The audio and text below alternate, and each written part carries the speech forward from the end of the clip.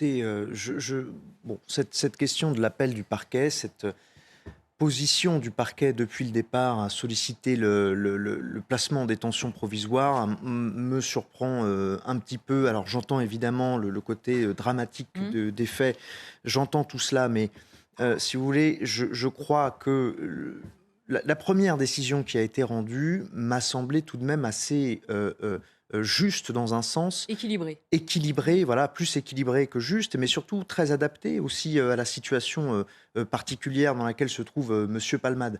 Il faut, alors évidemment, à chaque fois, vous savez, les avocats, on se fait critiquer parce qu'on vient sur les plateaux dire toujours cette même chose. Il faut savoir se délester de toute l'émotion, de Mmh. toute la dramaturgie qui peut se jouer. On en est conscient, vous savez, on n'est pas des monstres froids sans cœur, on a conscience de tout ça, mais on a un référentiel. Le référentiel qu'on a, c'est la loi, c'est le code pénal, c'est le code de procédure pénale. Et il ne faut pas oublier que on reste, quelle que soit la qualité, quelle que soit la célébrité de la personne qui est en cause, on reste dans une affaire pénale qui est et qui doit rester comme les autres. D'accord ? Et donc, je crois que mettons toute cette dramaturgie de côté, réfléchissons objectivement, concrètement, prenons les textes. C'est comme ça qu'on travaille. La première chose qu'on fait quand on est avocat, c'est qu'on prend son code. Voilà. Là, je prends mon code, je regarde l'article 144 du code de procédure pénale dont j'ai parlé tout à l'heure. Je regarde les critères. Bon, est-ce que le placement en détention provisoire serait-il justifié pour atteindre au moins l'un des 7 critères qui figurent à cet article 144, empêcher la concertation entre divers co-auteurs, protéger le mis en examen de lui-même, protéger les victimes, éviter la réitération, etc.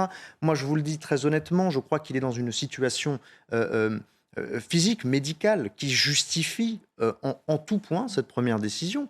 Il est, attention, il ne faut pas se méprendre, un contrôle judiciaire, ça n'est pas une colonie de vacances. Non, il n'est pas libre de ses mouvements. Exactement, ça reste une mesure restrictive de liberté. Et au cas particulier, il n'est même pas chez lui. Mmh.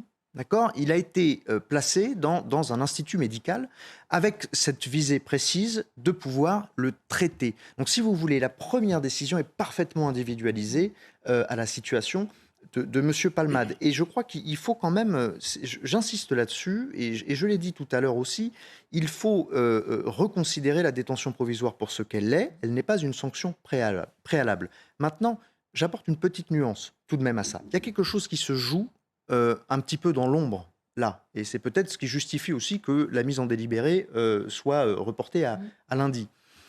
Ce qui se joue, c'est déjà ce à quoi pourra ressembler la future sanction, la future peine qui sera prononcée à l'égard de M. Palmade. Pourquoi ? Parce que les magistrats qui statuent aujourd'hui ont une responsabilité particulière.